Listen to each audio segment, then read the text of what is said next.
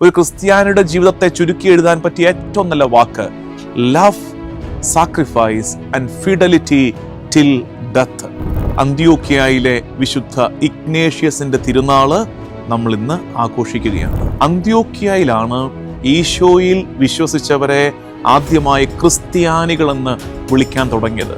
അന്ത്യോക്യയിൽ നിന്ന് അദ്ദേഹത്തെ ചങ്ങലകളാൽ ബന്ധിച്ച് റോം വരെ കൊണ്ടുപോയി റോമിൽ ആംഫി തിയേറ്ററിൽ ഈ വന്യജീവികൾക്ക് ഇട്ടുകൊടുത്ത് ആ വന്യജീവികളാൽ കടിച്ചു കീറപ്പെട്ടാണ് സെയിന്റ് ഇഗ്നേഷ്യസ് ഓഫ് അന്ത്യോക്ക് രക്തസാക്ഷിത്വം വരിച്ചത്.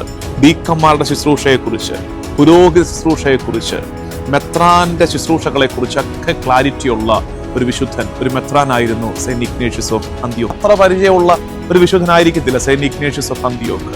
അദ്ദേഹത്തെ കുറിച്ച് അറിയാൻ ഈ തിരുനാൾ നമുക്ക് ഉപകാരപ്പെടട്ടെ. വിശ്വാസത്തെ തള്ളി പറയാതിരിക്കാൻ വിശ്വാസത്തിനു വേണ്ടി രക്തസാക്ഷിത്വം വരിച്ച ഈ സെയിന്റ് ഇഗ്നേഷ്യസ് ഓഫ് അന്ത്യോക്കിന്റെ ശക്തിയേറിയ മാധ്യസ്ഥ്യം തുണയാകട്ടെ എന്ന് ഈ ദിവസം പ്രാർത്ഥിക്കണം. ഈശോ മിശിഹായിക്ക് സ്തുതിയായിരിക്കട്ടെ. ഒക്ടോബർ 17 വെള്ളി, പരിശുദ്ധ കുർബാന മധ്യേ നമ്മൾ വായിക്കുന്ന സുവിശേഷ ഭാഗം യോഹന്നാന്റെ സുവിശേഷം 12-ാം അധ്യായം 20 മുതൽ 26 വരെയുള്ള വാക്യങ്ങളും ലേഖനം റോമാ ലേഖനം 8-ാം അധ്യായം 35 മുതൽ 39 വരെയുള്ള വാക്യങ്ങളുമാണ്. കുറച്ച് പേർക്കൊക്കെ സംശയമുണ്ട്, അച്ചോ ഇതല്ലല്ലോ ഞങ്ങളുടെ പള്ളിയിൽ വായിക്കുന്നത് എന്ന് വളരെ നിഷ്കളങ്കമായിട്ട് സ്നേഹത്തോടെ ചോദിച്ചവരുണ്ട്. ഇതിനു മുമ്പ് ബ്ലസ് 364 തുടങ്ങിയിട്ട് എനിക്ക് തോന്നുന്നു ഏകദേശം 3-4 വർഷങ്ങളാകുകയാണ്. ഇങ്ങനെ ഇടയ്ക്ക് മുടങ്ങിയൊക്കെ ആണെങ്കിലും 3 വർഷത്തിന് മേളിലായിട്ട് ശുശ്രൂഷയുണ്ട്. അപ്പോൾ ഇത് ആദ്യമേ തൊട്ട് കേൾക്കുന്നവർക്ക് ഇതിൻ്റെ കാരണം അറിയാം. നമുക്ക് സഭയിൽ ഈ വിശുദ്ധ ഗ്രന്ഥ വായനകൾ കൃത്യമായിട്ട് ഓരോ ദിവസത്തേക്കുമുള്ളതുണ്ട്. അതാണ് നമ്മുടെ ലക്ഷണറിയിൽ പ്രഘോഷണ ഗ്രന്ഥത്തിൽ കിടക്കുന്നത്. അതുകൂടാതെ വിശുദ്ധരുടെ തിരുനാൾ വരുമ്പോൾ അഡീഷണൽ വായനകളുണ്ട്, ഓപ്ഷണൽ വായനകളുണ്ട്. അപ്പോൾ ഇത് ഏത് വേണമെങ്കിലും എടുക്കാം.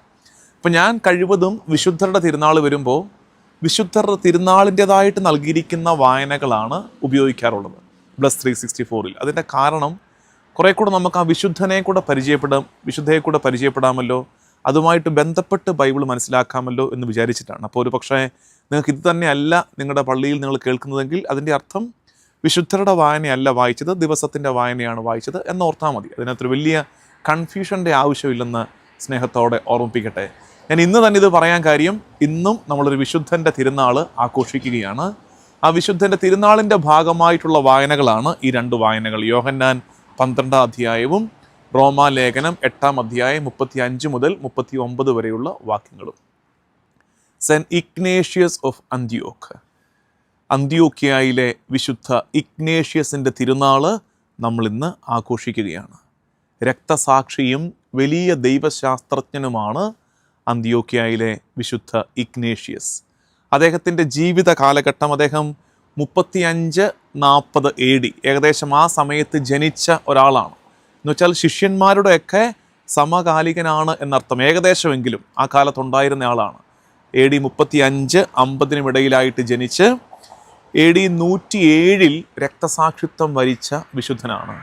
സെയിന്റ് ഇഗ്നേഷ്യസ് ഓഫ് അന്ത്യോക്കിനെ കുറിച്ച് പറയുന്നത് അപ്പസ്തോലന്മാരുടെ കാലഘട്ടത്തിൽ നിന്ന് 2-ാം നൂറ്റാണ്ടിലേക്ക് സഭ വളരുമ്പോൾ ആ കാലത്തുള്ളൊരു പ്രോപ്പർ ബ്രിഡ്ജായിട്ട്, ഒരു പാലം പോലെയാണ് സെന്റ് ഇഗ്നേഷ്യസ് ഓഫ് അന്ത്യോക്ക് വർത്തിച്ചത്.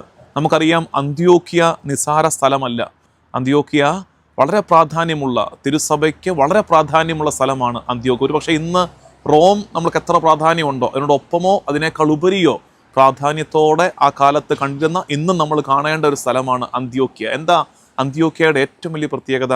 അന്ത്യോക്യയിലാണ് ഈശോയിൽ വിശ്വസിച്ചവരെ ആദ്യമായി ക്രിസ്ത്യാനികളെന്ന് വിളിക്കാൻ തുടങ്ങിയത്. പത്രോസാണ് അന്ത്യോക്യയുടെ ആദ്യത്തെ bishop.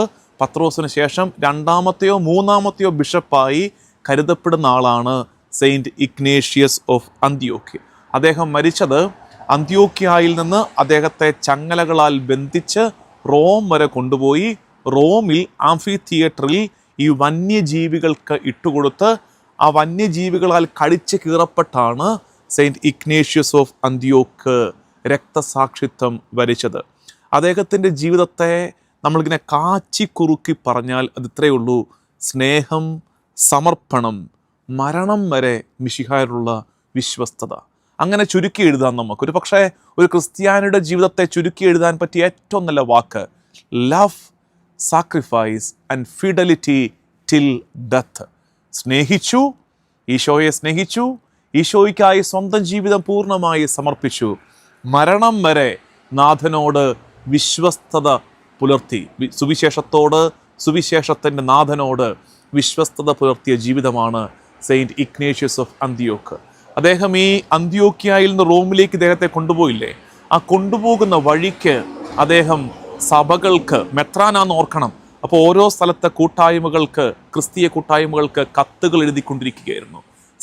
Seven letters of saint Ignatius of Antioch എന്ന പേരിൽ അത് പ്രശസ്തമാണ്. ഓരോ സഭകൾക്കുമുള്ള നിർദ്ദേശം, തിരുസഭയെക്കുറിച്ച് വ്യക്തമായ കാഴ്ചപ്പാട്, ഡീക്കന്മാരുടെ ശുശ്രൂഷയെക്കുറിച്ച്, പുരോഹിത ശുശ്രൂഷയെക്കുറിച്ച്, മെത്രാൻ്റെ ശുശ്രൂഷകളെക്കുറിച്ചൊക്കെ ക്ലാരിറ്റിയുള്ള ഒരു വിശുദ്ധൻ, ഒരു മെത്രാനായിരുന്നു സെയിൻറ്റ് ഇഗ്നേഷ്യസ് ഓഫ് അന്ത്യോക്ക്. അദ്ദേഹമാണ് പരിശുദ്ധ കുർബാനയെ മെഡിസിൻ ഫോർ എറ്റേണിറ്റി, നിത്യതയുടെ ഔഷധമെന്ന്, നമ്മൾ ഇന്ന് പരിശുദ്ധ കുർബാനയെ വിശേഷിപ്പിക്കുന്ന ഒരു പ്രയോഗമാണ്, നിത്യതയുടെ ഔഷധമാണ്, മെഡിസിൻ ഫോർ ഇറ്റേണിറ്റി. അങ്ങനെ വിശേഷിപ്പിച്ചത് സെയിൻറ്റ് ഇഗ്നേഷ്യസ് ഓഫ് അന്ത്യോക്കാണ്. അപ്പോൾ ഈ വലിയ വിശുദ്ധനെ സെയിൻറ്റ് ഇഗ്നേഷ്യസ്, ഒരുപക്ഷെ നമ്മളെല്ലാവർക്കും അത്ര പരിചയമുള്ള ഒരു വിശുദ്ധനായിരിക്കത്തില്ല സെയിൻറ്റ് ഇഗ്നേഷ്യസ് ഓഫ് അന്ത്യോക്ക്. അദ്ദേഹത്തെക്കുറിച്ച് അറിയാൻ ഈ തിരുനാൾ നമുക്ക് ഉപകാരപ്പെടട്ടെ.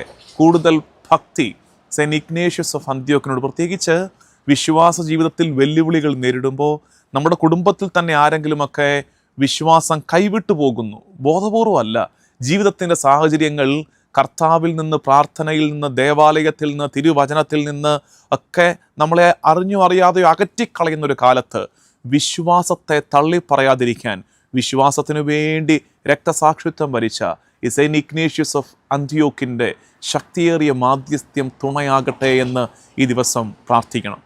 ആ പശ്ചാത്തലത്തിൽ, ഈ വിശുദ്ധൻ്റെ തിരുനാളിൻ്റെ പശ്ചാത്തലത്തിൽ ഇന്നത്തെ 2 വായനകളെ നമുക്ക് ധ്യാനിക്കാം. ഇനി ബൈബിൾ എടുക്കാം. ഇത്രയൊക്കെ കേട്ടിരുന്നില്ലേ? ഇനി ബൈബിൾ എടുക്കാം. യോഹന്നാൻ്റെ സുവിശേഷം. ഈ ദിവസങ്ങളിലൊക്കെ നമുക്ക് യോഹന്നാൻ്റെ സുവിശേഷമാണ് കിട്ടിക്കൊണ്ടിരിക്കുന്നത്. നിങ്ങൾക്കറിയാം, ചിലർ പറയാറുണ്ട് യോഹന്നാൻ്റെ സുവിശേഷം കിട്ടിക്കഴിഞ്ഞാൽ പിന്നെ അച്ഛന് ഭ്രാന്താന്ന് പറയും. അടുപ്പമുള്ള ഒരു തമാശയ്ക്ക് പറയുന്നതാണ്. ശരിയാണ്, എനിക്ക് അധികം ഇഷ്ടമാണ് യോഹന്നാൻ്റെ സുവിശേഷം പഠിക്കാനും പഠിപ്പിക്കാനും. നമുക്കെടുക്കാം യോഹന്നാൻ്റെ സുവിശേഷം 12-ാം അധ്യായം 20 മുതൽ 26 വരെയുള്ള വാക്യങ്ങൾ ബൈബിൾ എടുത്തു വയ്ക്കുക. ചില കാര്യങ്ങൾ അവിടെ അടയാളപ്പെടുത്താനുണ്ട്. അവിടെ ഗ്രീക്കുകാർ ഈശോയെ തേടിയെത്തുന്നത്, ഈശോ അവരെ പൊതുജനത്തെ പഠിപ്പിക്കുന്നു. ഗോതമ്പ് മണിയുടെ ഉപം വെച്ച്, എന്നിട്ട് മരണത്തിലേക്ക്, എന്നെ ശുശ്രൂഷിക്കാൻ ആഗ്രഹിക്കുന്നവൻ എന്നെ അനുഗമിക്കട്ടെ, അങ്ങനെ ശുശ്രൂഷിക്കാൻ ആഗ്രഹിക്കുന്നവർക്ക് ലഭിക്കാൻ പോകുന്ന കാര്യം എന്താണ്? ഈ 3 ലെയറിലാണ് ഇന്നത്തെ സുവിശേഷം കിടക്കുന്നത്. നമുക്കെടുക്കാം. എടുത്തിട്ട് ആദ്യം അടയാളപ്പെടുത്തുന്നതെന്നറിയാമോ? തൊട്ട് മുമ്പത്തെ ഭാഗം എന്താ? അത് രാജകീയ പ്രവേശനമാണ്. അതായത് ജെറുസലേമിലേക്ക് കർത്താവ് രാജകീയമായി പ്രവേശിക്കാൻ പോവുകയാണ്. അപ്പോൾ ഈ glorious triumphant entry towards Jerusalem. അപ്പോൾ ജെറുസലേമിലേക്ക് കയറിയിട്ട് എന്താണ് നടക്കാൻ പോകുന്നതെന്ന് തൊട്ട് പിന്നാലെ കർത്താവ് പറഞ്ഞൊരുക്കുകയാണ്. ഗോതമ്പ് മണി നിലത്തു വീണ് അഴിയാൻ പോവുകയാണ്. ഗോതമ്പ് മണി നിലത്തു വീണ് അഴിയാൻ പോവുകയാണ്. ഇനി ആ വാക്യം എടുത്ത് 20-ാമത്തെ വാക്യം. ആദ്യം, തിരുനാളിൽ ആരാധിക്കാൻ വന്നവരിൽ ഏതാനും ഗ്രീക്കുകാരും ഉണ്ടായിരുന്നു. അപ്പോൾ ഗ്രീക്കുകാർ കർത്താവിനെ തേടി എത്തുകയാണ്. അതിൻ്റെ അർത്ഥം എന്താ?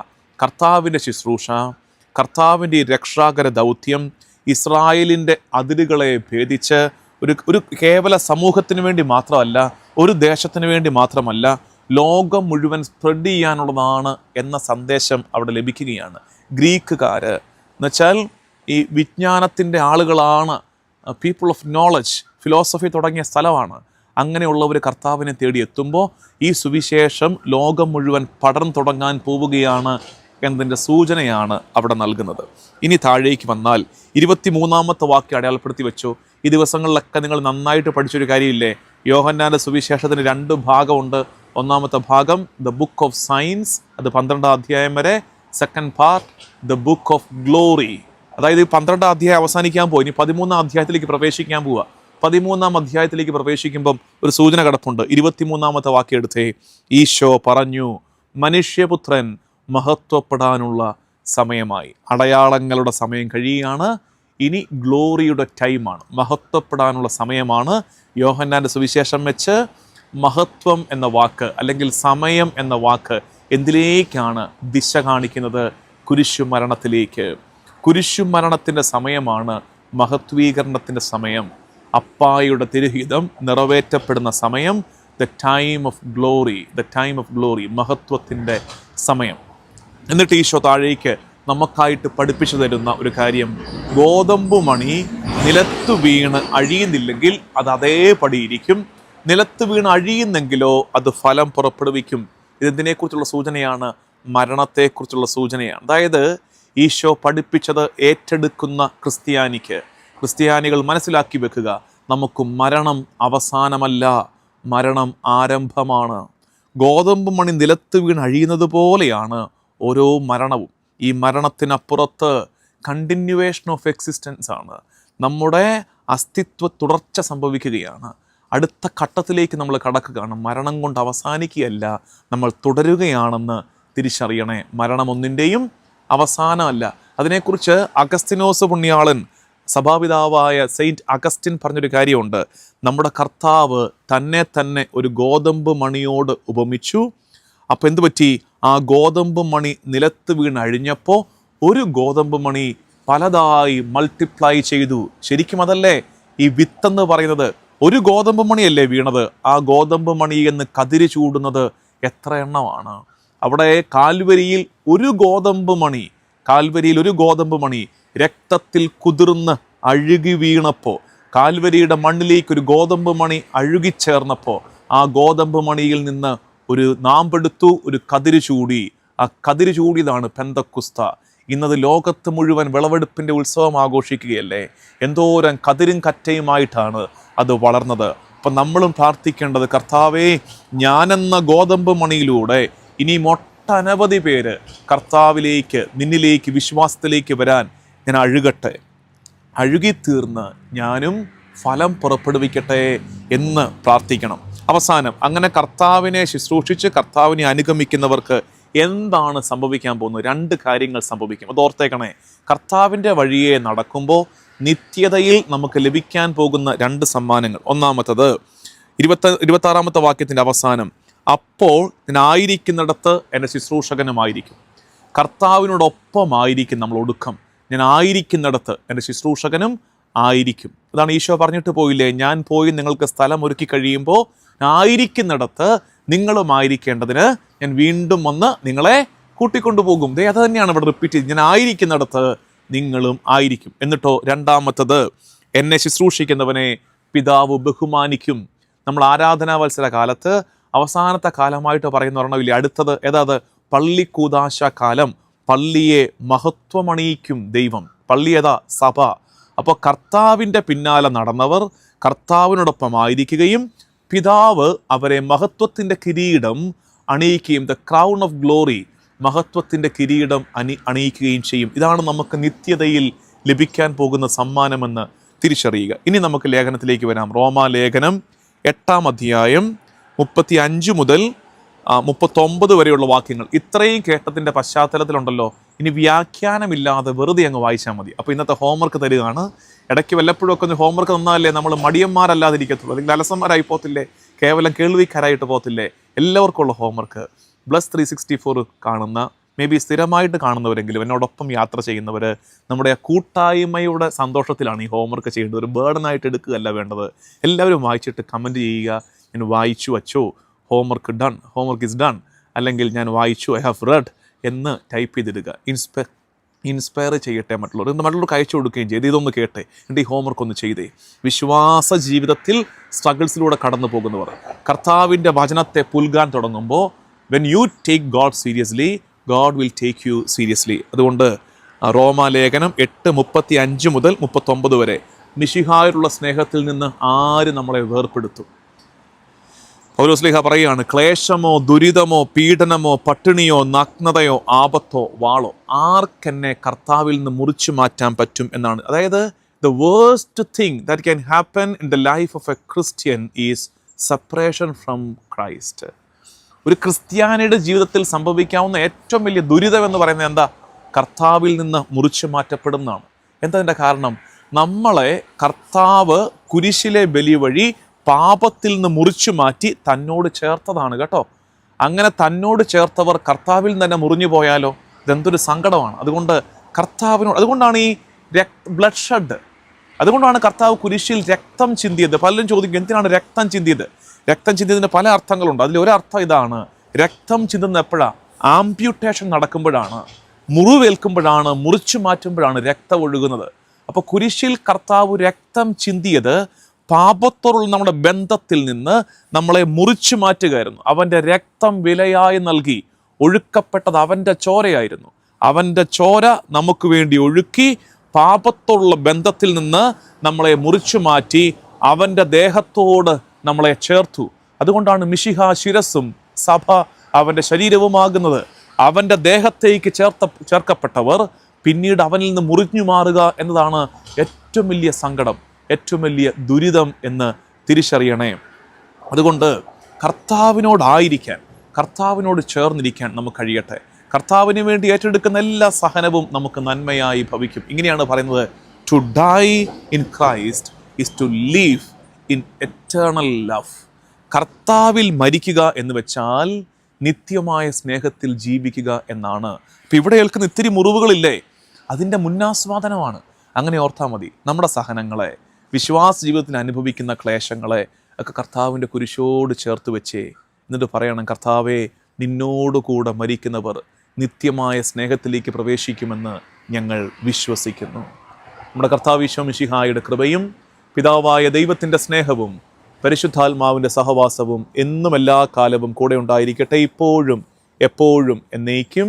ആമേൻ.